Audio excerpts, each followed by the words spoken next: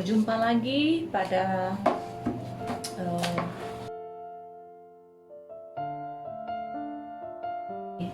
edisi selanjutnya untuk modul kedua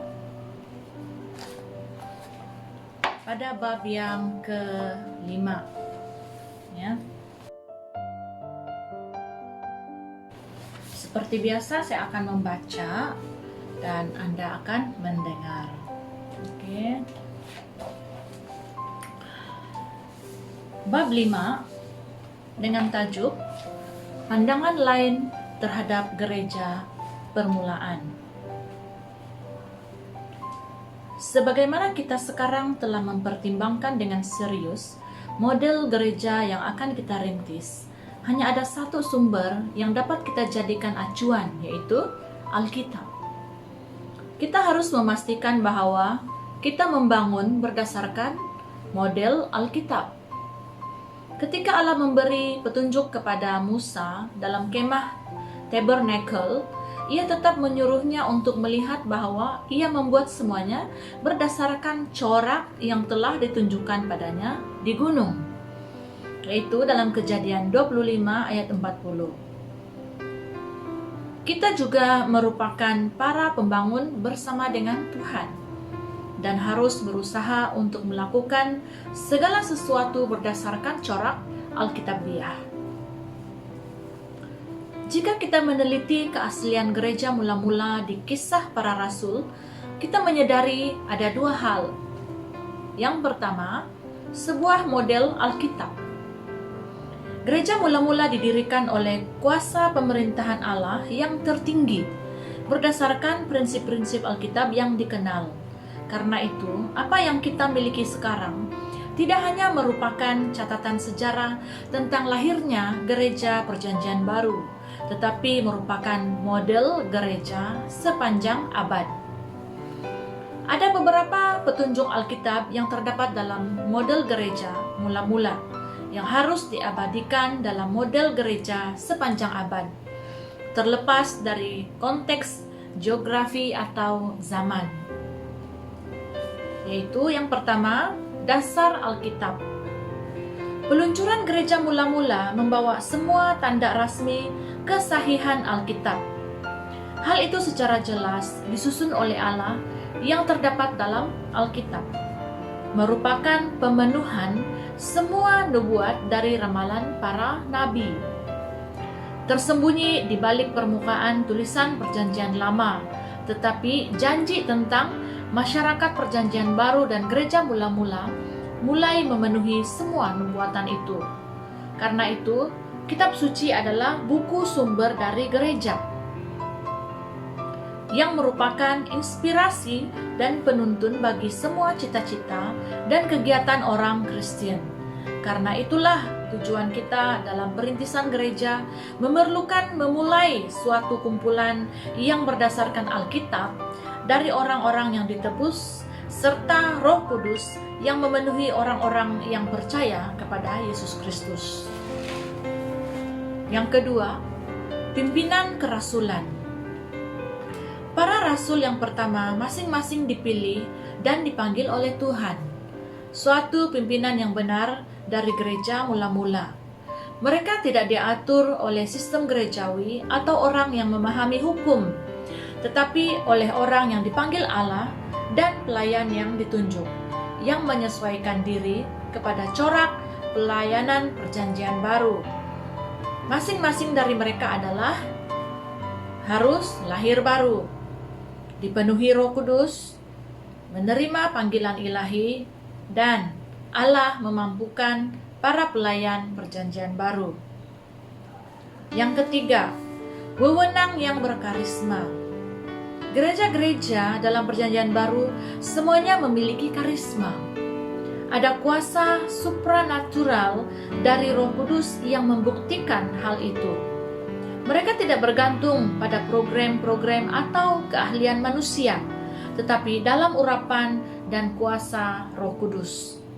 Karena itu mereka menyaksikan melalui banyak bukti kuasa secara supranatural dalam pelayanan mereka, dan itu terjadi melalui kuasa dari Roh Kudus. Karunia Roh Kudus itu adalah bukti dari segala kuasa pada masa gereja mula-mula, bahkan menjadi penekanan yang berlebihan pada jemaat Korintus. Hal ini menyebabkan Paulus menulis surat pembetulan yang panjang, namun tidak ada cara yang dapat. Yang keempat, kriteria keanggotaan menurut Alkitab. Tuhan menambah jumlah jemaat adalah cara aneh yang diterangkan Lukas tentang perkembangan keanggotaan gereja mula-mula. Gereja terlihat sebagai suatu tubuh dan bahkan satu kelompok. Dalam konteks modern, gereja telah menjadi satu kelompok. Keanggotaan sering didapati dengan permohonan rasmi, penyaringan, konfirmasi, transfer, atau hal-hal yang sejenis. Pemohon disaring dan diterima dengan menggunakan kriteria tertentu sesuai dengan kekhususan gereja atau denominasi.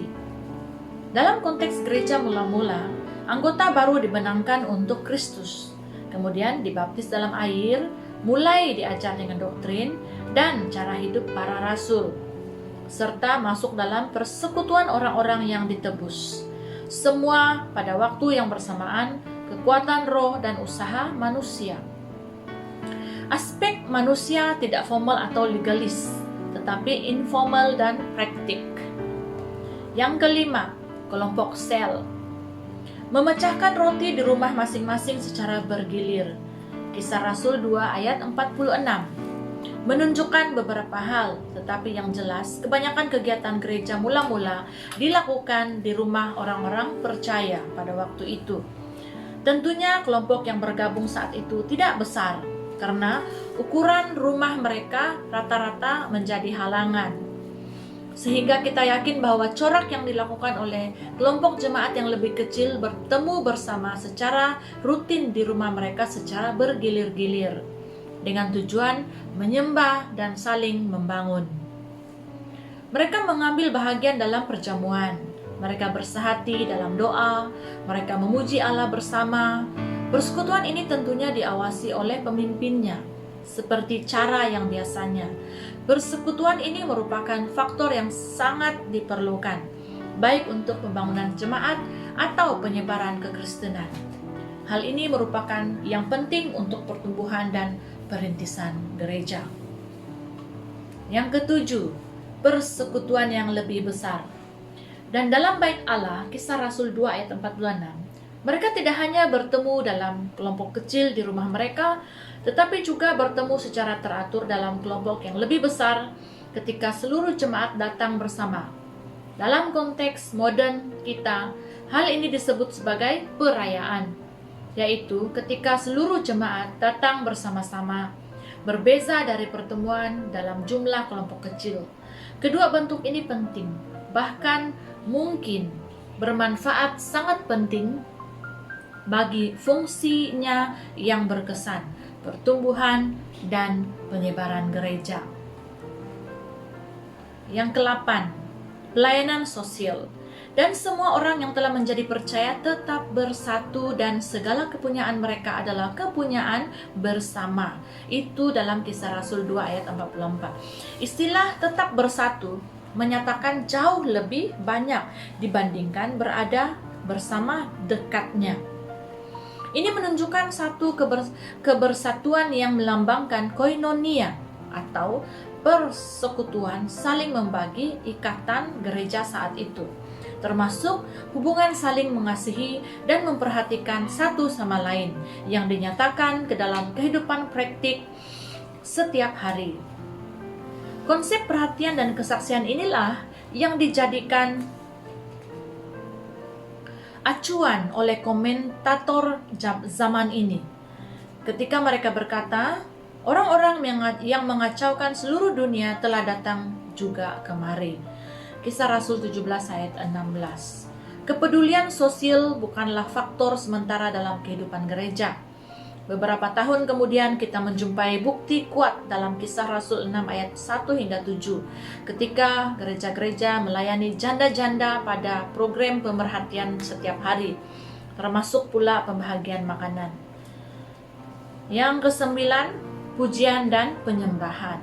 Kisah Rasul 2 ayat 47 menjelaskan, sambil memuji Allah dan mereka disukai semua orang. Pernyataan ini mengandung dua hal penting. Yang pertama, yaitu mereka menekankan sungguh-sungguh pada memuji Allah. Tanda yang jelas adalah pujian mereka yang nyata dalam ekspresi sukacita mereka. Ayat 46. Mereka mengungkapkan ekspresi sukacita dan bersemangat pada pujian mereka. Hal yang kedua adalah bahwa mereka disukai banyak orang. Saya yakin kedua hal ini berhubungan dan tidak ada tanda bahwa gaya pujian mereka yang gembira menjauhkan mereka dari kesukaan dari masyarakat.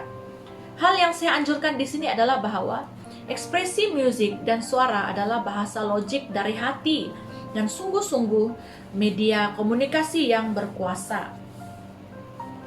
Berkata dari hati ke hati, membangkitkan perhatian, menarik orang datang, mengkomunikasikan pesan yang berkuasa kepada mereka, dan menimbulkan kerinduan pada diri mereka untuk memiliki sukacita yang sama yang terpancar melalui ekspresi pujian dan kesukacitaan. Saya yakin bahwa musik, pujian, serta penyembahan akan memainkan peranan yang kuat dalam masa penuaian yang besar pada akhir zaman. Ekspresi pujian yang didasarkan dengan Alkitab serta sesuai dengan perkembangan zaman akan membantu dalam merintis penyebaran Injil kepada dunia penyembah berhala. Jika Anda membuat rencana dan strategi untuk menembus bangsa-bangsa, pakailah musik dan keberkesanannya akan menarik beberapa pertimbangan yang serius. Jangan takut untuk memakai musik yang radikal, berbeza, sesuai dengan kebudayaan. Musik di bawah pengurapan Roh Kudus yang berkuasa akan membuat jalan masuk yang berkuasa kepada masyarakat dunia ini. Yang ke-10, gereja mengalami diskriminasi dan penganiayaan. Gereja mula-mula tidak berkembang karena dihormati dan diterima secara sosial, atau karena mendapat perhatian dan perlindungan dari pemerintah. Sebaliknya, gereja merupakan sasaran diskriminasi, penganiayaan, dan penangkapan. Tetapi Yesus telah berjanji bahwa pintu maut tidak akan mampu melawan gereja yang didirikan. Saya tidak menganjurkan bahwa kita harus mencari masalah yang menimbulkan diskriminasi, pertentangan, atau siksaan. Hal-hal tersebut bukan hal yang harus kita cari. Bagaimanapun, kita sering tidak dapat menghindari konsekuensi dari penyampaian Injil yang tidak berkompromi. Fakta-fakta yang ada tidak akan mengecilkan hati atau menghambat pertumbuhan gereja. Faktor-faktor seperti itu justru membantu perkembangannya. Kenyataan gereja pada masa itu mengalami pertumbuhan yang paling drastik dan subur pada banyak negara yang menentang kehadirannya. Yang ke-11, gereja mula-mula adalah hidup, dinamik, dan berkembang dengan sangat cepat. Seseorang mengatakan, di mana ada kehidupan, di situ ada pertumbuhan. Pertumbuhan adalah tanda dari kehidupan yang sehat. Segala sesuatu yang hidup, yang dalam kesehatan yang normal, akan mengalami pertumbuhan. Jadi, jika ada gereja tertentu yang tidak bertumbuh, maka mereka harus melihat kesehatan gereja tersebut. Hairannya, ada banyak orang Kristen dan pelayan Tuhan yang sangat takut dengan tanda-tanda penting dari kehidupan. Mereka mencoba untuk menekan dan mengecilkan tanda-tanda kehidupan. Mereka menyebarkan kematian dan kehampaan dalam segala sesuatu yang mereka hubungi. Mereka takut terhadap ekspresi emosional, ekspresi kegembiraan atau kesukacitaan. Mereka lebih merindukan tanda-tanda kematian daripada kehidupan. Kebaktian gereja sungguh-sungguh tumpul, liturginya kaku dan membosankan. Khotbahnya monoton dan tidak bermakna. Banyak tanda-tanda kehidupan telah lama musnah dan mereka heran mengapa tidak ada yang mau hadir. Mari menyambut kehidupan. tidak hanya dengan ekspresi secara emosional, namun dengan tanda-tanda penting dari kehidupan yang dinamik.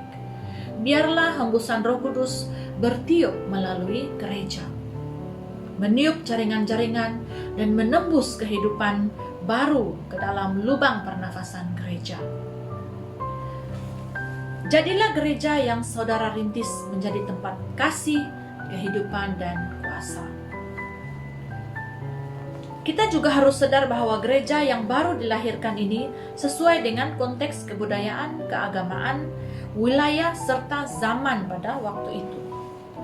Sejak gereja lahir di Yerusalem di tengah-tengah perayaan Yahudi, di antara suatu masyarakat yang terdiri dari bangsa Yahudi yang taat, yang berasal dari berbagai penjuru dunia, yang pastinya memiliki keyahudian yang sangat kuat, semua anggota gereja adalah orang-orang Yahudi, meskipun ada pengikut minoriti dari latar belakang kafir.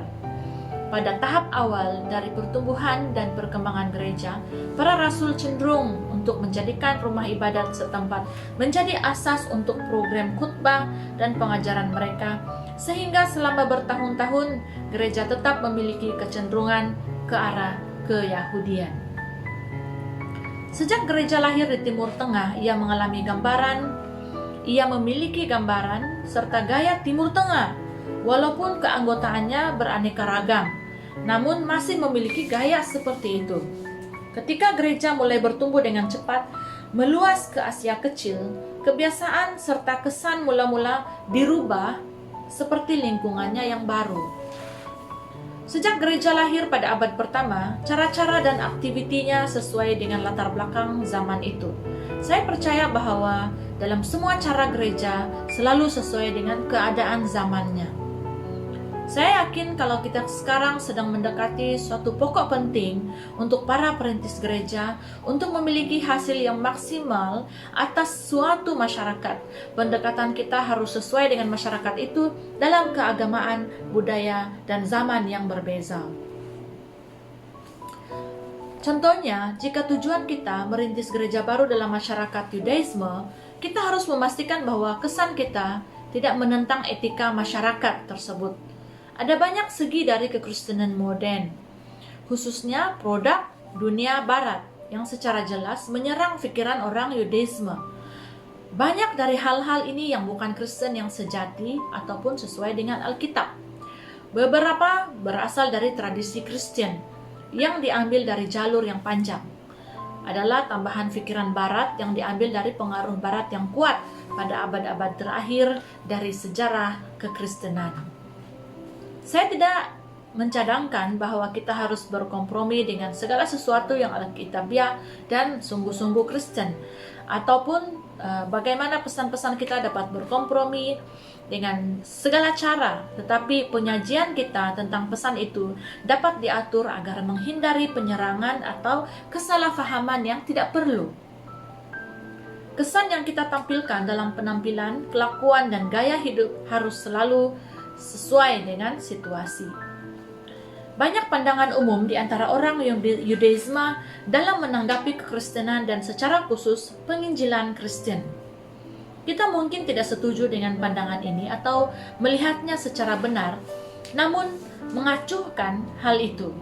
Kita seharusnya sadar dan berpikir tentang mereka, bahkan menyelidiki untuk menghindari terjadinya penyerangan yang tidak perlu.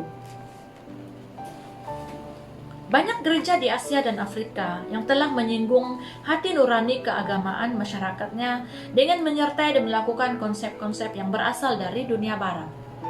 Mereka sering dengan ceroboh memperkuat pemikiran bahwa kekristenan adalah suatu hal barat, atau bahkan agama orang kulit putih, atau agama orang barat. Hal ini cenderung mengurangi daya tarik dan kesesuaian dengan pesan kekristenan. Kita juga dapat melihat bukti-bukti bahwa nilai kebudayaan barat telah memaksa masuk ke dalam perintisan gereja yang mula-mula di banyak negara. Banyak gereja seperti itu mengikuti corak kebudayaan barat, lengkap dengan seni bena gereja itu sendiri, atau gaya penyembahan dan cara pentadbiran barat. Saya sungguh-sungguh ingin mengatasi hari-hari di mana pengaruh itu akan berhenti. Ketika gereja Asia hanya akan menjadi gereja Asia, ketika gereja Afrika tidak lagi muncul sebagai pos terdepan kolonial, tetapi akan menjadi sesuai dengan kebudayaan rakyatnya sendiri. Kebudayaan yang telah lama dipandang rendah oleh orang-orang barat dan dianggap kurang cerdas dan kejam, sering mendapat kekayaan kualiti bahwa pikiran barat tidak pernah kuno untuk mengerti atau memahami. Sering orang barat mengambil sikap-sikap buatan bahwa semua yang berbau Afrika adalah penyembah berhala. Dengan tingkat kebudayaan yang rendah, ia mencoba untuk menggantikan semua jejak kebudayaan sejarah orang-orang yang berstandarkan Kristen yang sering menjadi penyembah berhala. Prinsip-prinsip yang sama dapat dipakai dalam menghargai lingkungan kebudayaan dari orang-orang yang akan kita menangkan. Kita jangan merujukkan nilai-nilai dan persyaratan budaya, tetapi kita harus secara aktif menolong mereka semampu kita, tanpa mengkhianati atau berkompromi dengan hal-hal yang sesuai dengan Alkitab. Tidak ada yang dapat dicapai dari mengacuhkan atau meremehkan hal-hal yang berhubungan dengan kebudayaan setempat. Kita juga perlu untuk benar-benar mengetahui perlunya kesesuaian zaman. Ada suatu kecenderungan yang patut disayangkan di antara banyak orang Kristen dan gereja-gereja dan organisasi Kristen untuk percaya bahwa kuno adalah baik dan modern adalah jahat. Bagaimanapun pandangan kita tentang Tuhan biasanya bertalian atau berhubung dengan sejarah masa lalu. Allah selalu sesuai dengan zaman. Ia adalah Allah yang kemarin, Allah yang hari ini, dan Allah untuk hari esok. Ia pada waktu yang sama adalah Tuhan di waktu yang lampau dan memegang konsep dan kaedah yang lama yang bersifat membatasi keberkesanan kita secara sangat besar. Pesan kita tidak pernah dan tidak akan berubah, tetapi kaidah kita selalu berkaitan dengan waktu kita. Jadi dengan itu berakhirlah bab kelima. Jadi pelajar-pelajar, jika kamu tidak paham, mungkin ada sedikit bahasa ataupun ayat yang kamu kurang paham, kamu boleh menghubungi saya, PM saya untuk mendapat penjelasan yang lebih baik.